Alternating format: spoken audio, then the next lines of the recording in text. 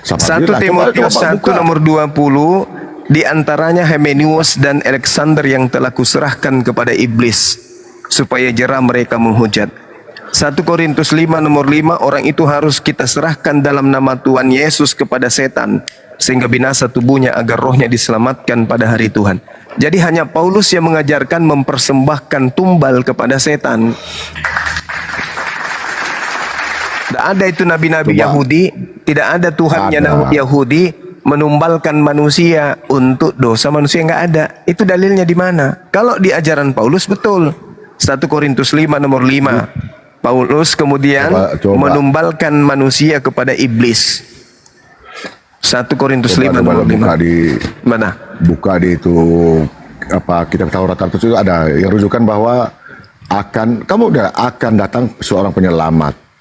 Mengerti tidak? Itu ada tuh. Di mana? Akan mati yang akan mati.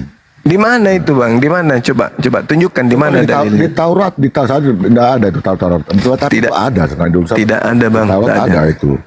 Tidak ada di Taurat, tidak ada. 2 Susah jam juga, sebelum tidak. kiamat Ada. kita cari pun sampai botak kepala, tak ada yang itu, tak ada. Nggak ada itu, Bang. Yesus Yang itu mengajarkan beda. mempersembahkan korban kepada setan itu Paulus. Korban manusia kepada setan itu Paulus. Itu urusan Paulus. Tapi yang kita harus kita pahami yaitu Yesus itu adalah dia turunnya dari langit, ya, dan lahir dan akan naik kembali ke langit. Itu ceritanya itu saja. Iya, memang dia naik karena orang-orang Romawi cikal bakal Kristen ingin membunuhnya, tapi Tuhannya tidak mengizinkan pembunuhan terjadi terhadap dirinya, makanya dia diselamatkan. Gitu, Bang. Nah, itu Tidak ada di kitabnya Yahudi Tuhan menginginkan persembahan manusia, nggak ada. Kalau tidak ada data, Bang, ya. Ya, itu bos. Ya percuma kalau cuman nggak ada data, mau diskusi kayak manapun, kalau cuman cuap-cuap pantat ayam juga bisa, Bang. Kenyataannya Anda berangan-angan, nggak ada itu, Bang Martin. Wow, berangan-angan. Siapa yang berangan-angan? Ya, Kita semua. datanya mana? Tadi semua beriman. Tadi data yang kita minta ada nggak? Kalau saya kasih data, hanya itu, Paulus di luar dewa Molok, penyembah dewa Molok, hanya Paulus yang mempersembahkan manusia kepada setan. Dan hanya setan yang menginginkan persembahan darah manusia. Kalau Tuhan pencipta langit dan bumi nggak ada pernah menginginkan darah manusia, nggak ada. Tuhannya Yahudi mengatakan, jangan kau membunuh orang yang benar, jangan membunuh orang yang tidak bersalah. Ya, itu larangan, tidak boleh. Yesus ada gak bersalah? Nggak ada kan? Kenapa mau dibunuh? Karena keinginan Kristen. Pesanan kali, bunuh Yesus supaya kita ada Tuhan. Bukan. Jadi? Bukan. Salah. Itu salah. Itu Roma 14 nomor 9. Yesus dibunuh itu kan karena apa? Karena apa? Karena para ahli Taurat dulu menganggap Yesus ini kan menghujat Allah. Nah, itu. Nah, Padahal sekarang ini Yesus ini mengajar apa yang dikatakan Allah, kan gitu. Nah, itu abang sudah Apa jawab. yang disuruh Allah? Apa Itu yang disuruh abang Allah? sudah jawab. Akhirnya mereka bunuh Yesus, kan gitu. Nah, ahli Taurat menganggap Yesus menghujat Allah, kata Anda. Nah, sekarang kalau Anda mengatakan ahli Taurat dan ada nubuatan, berarti ahli Taurat inilah yang lebih tahu daripada Anda yang muncul 2000 tahun setelahnya. Justru saya bilang kenapa saya bilang dia ini Nabi mereka ini ahli Taurat mau membunuh Yesus karena takut. Enggak, kenapa ahli Taurat tidak mempraktekkan aja langsung nubuat yang ada di Taurat mereka kalau ada? Yang saya bilang kan sudah dilarang sebenarnya dibunuh kan, tapi kan Nah, itu kenapa katanya mereka masih membunuh? nubuatannya yang mana yang betul?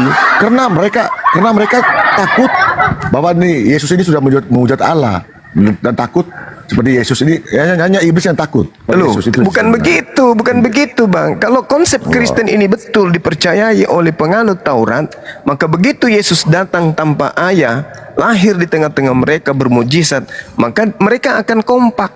Yesus, ya paman, kamu sudah datang ya. Kamu kan yang diceritakan di sini kan, kamu Tuhan kami kan ya. Iya. Kapan kita eksekusi? Besok. Apa yang kita butuhkan? Siapkan palang, tiang. Itu yang kalau manusia ya, begitu pasti. Nah, lalu dari mana hitungan dari mana yang Anda katakan tadi? Ada nubuatannya, ada di dalam Taurat. Ada itu ilmu dari mana? Bukankah Anda sudah mengatakan di situ ada nubuatan? Nubuatan berarti ada ramalan. Ramalan yang dimiliki oleh ahli Taurat berdasarkan Taurat mereka. Mereka adalah ahli. Disebut ahli karena mereka yang memahami Taurat itu. Dia baca, dia pelajari. Orang-orang Farisi itu pelajari Taurat itu dengan seksama. Ketika dia pelajari dan tanda-tanda dan nubuatan itu sudah ada pada diri Yesus, kenapa orang 2000 tahun yang tahu? Kenapa orang Roma yang tahu? Kenapa orang Yunani yang tahu? Harusnya ahli kitab, ahli Taurat yang tahu. Maka Yesus juga adalah orang yang menganut Taurat. Ahli kitab adalah penganut Taurat. Ketika mereka bertemu, maka kompak terjadi. Ayo, sudah tiba masanya. Anak domba Tuhan sudah datang. Maka dilakukanlah upacara besar-besaran di Yerusalem. Maka terjadilah Yudaism itu berubah menjadi Kristen disebabkan karena nubuatan dalam kitab mereka sudah tergenapi dengan mereka membunuh Tuhan mereka sendiri di atas tiang salib. Tidak ada Kristen, yang ada Yudaism. Atau tidak ada Yudaism, yang ada hanya Kristen. Ini Kristen Anda kan karang-karang sendiri. Dong. Dengar dulu, Kristen kan ada kan setelah Yesus meninggal. Ya, pengikut Paulus Kristen itu. Ya, betul. Bukan. Itu sudah ikut. Ada kan bukan hanya Paulus yang tulisnya itu apa Alkitab, hanya Paulus yang tulisnya, bukan banyak yang tulis. Iya, tapi bukan pengikut dari kita mengikuti apa yang diajarkan oleh Yesus. Pengikut Yesus itu ibadahnya Sabat. Mereka tidak makan babi, mereka ibadahnya Sabat dan kemudian menyembah Elohim dan kemudian mereka bersunat. Tempat ibadahnya di sinagogi. Nabi-nabi mereka adalah Abraham, Daud, Salomo, Elia, Yeremia, Samuel. Kemudian siapa lagi?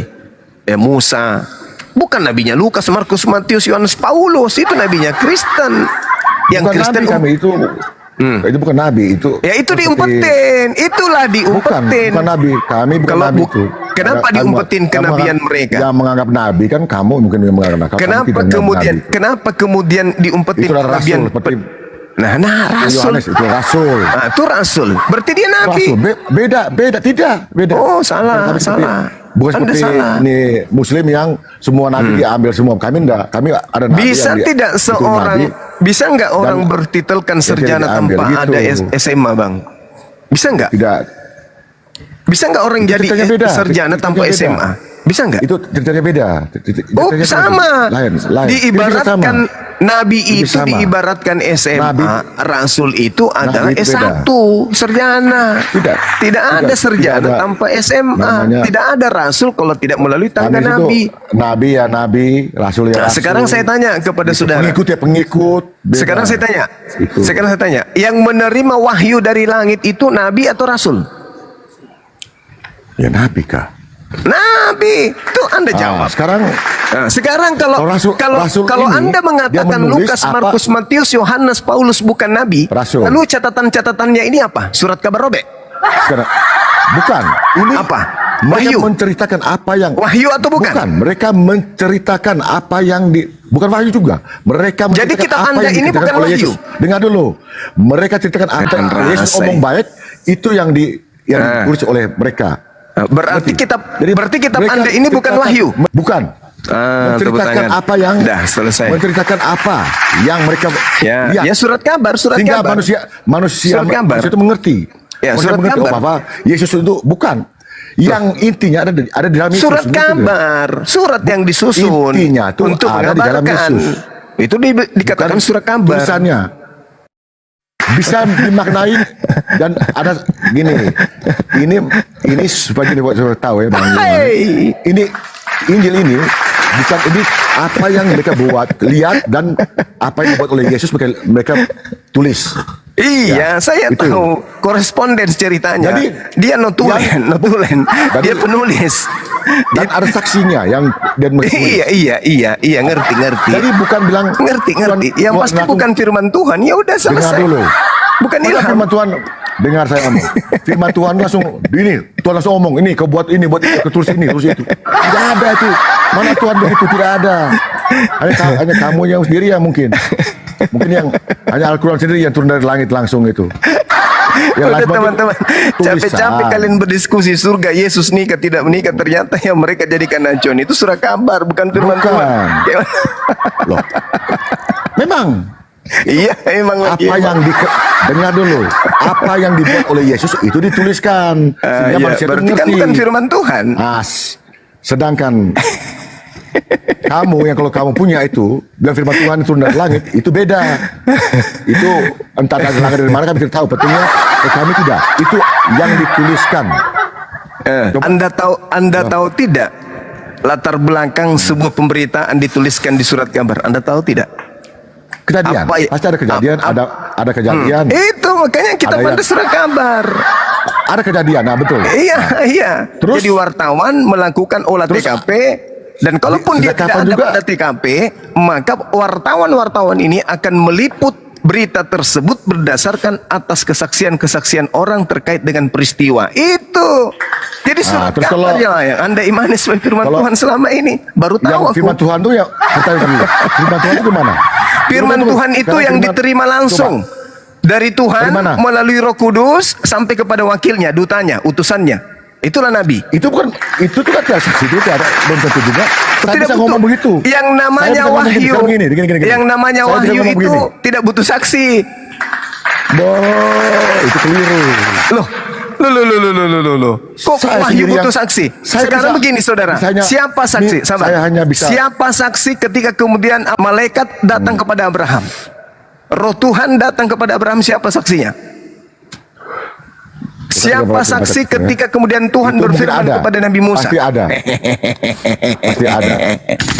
Pasti ada Ketika di- Tuhan pasti- berfirman kepada Nabi ada Musa, pasti. siapa saksinya? Siapa? Orang-orang Mesir kan dulu. Itu ada. Pasti ada itu.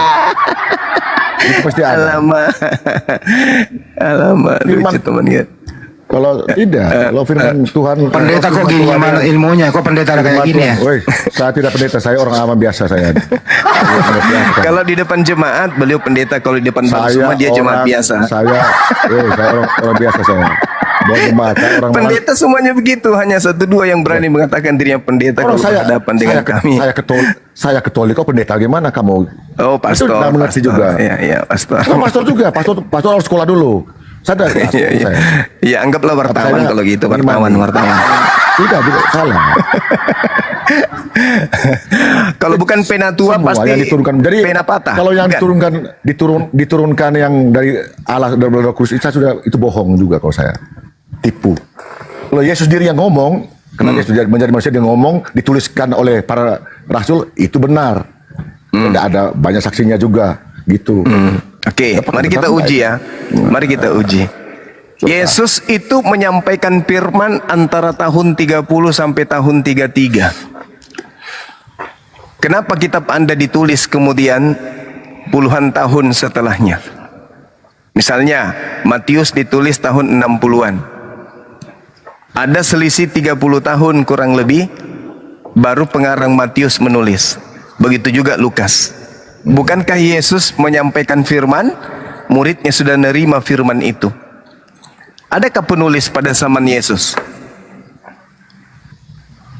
Itu saya tidak tahu masalah begitu. Itu saya tidak belajar di situ. Saya tidak pernah belajar. Jadi yang saya tahu setelah itu baru para rasul menulis Berdasarkan ini pewahyuan atau penelitian? entah dia penelitian entah dia itu mau, tapi kalau wahyu tidak ada. Hanya mereka menulis itu Nggak ada wahyu bang, nggak ada. Di Kristen itu nggak ada wahyu. Perjanjian lama maupun perjanjian baru itu nggak ada karena terjemahan. Apa yang dibuat oleh Yesus itu ditulis. Kalau terjemahan Secara lama terbuka. dalam hal ini kita Secara- pandang itu secara adalah terbuka. wahyu. itu. Tapi kalau yang di Anda yang disebut Septuaginta itu bukan wahyu. Tidak secara tertutup atau secara Perjanjian diam-diam. baru bahasa Yunani dari penulis-penulis kitab saudara yang adalah nabi-nabi saudara itu juga adalah bukan wahyu. Jadi tidak ada wahyu di Kristen, itu enggak ada. Berbeda dengan Torah, kitab Mazmur atau Zabur itu berbeda. Kalau kitabnya Kristen ini adalah berita yang dikumpulkan untuk dikabarkan kemana-mana. Itulah yang disebut surat Paulus, surat Lukas, surat karangan Matius dan seterusnya gitu. Jadi apapun yang ada di dalamnya, maka itu tidak bisa dipercaya sepenuhnya dan tidak bisa ditolak sepenuhnya. Kenapa? Karena itu adalah pemberitaan dari orang-orang yang melakukan penelitian. Kita hargai sang peneliti yang telah memberikan karya. Hanya saja seperti misalnya penulis Ibrani, dia tidak pernah berpikir kalau tulisannya kelak akan dijadikan sebagai firman Tuhan atau kitab suci. Bahkan sampai hari ini penulis kitab Ibrani itu tidak diketahui siapa penulisnya. Seperti itu saudara Martin. Jadi kalau Anda tidak mengakui Lukas, Markus, Matius, Paulus itu sebagai seorang nabi, ya bubar sudah agama Anda, karena sumbernya ternyata bukan dari seorang nabi.